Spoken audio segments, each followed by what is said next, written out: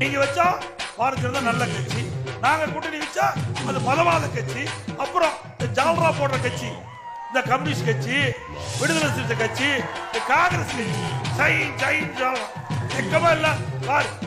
முத்தரசன் அவர்களே, இந்த போட்டோ நீ நல்லா பாரு, நீங்க எல்லாம் போய் காட்டுங்கப்பா, நீங்க இந்த ஊருக்காரெல்லாம் போய் காட்டணும். கம்யூனிஸ்ட் கட்சி யாரோட கூட்டணி வச்சிருக்காங்க? திமுக கூட்டணி வச்சிருக்காங்க.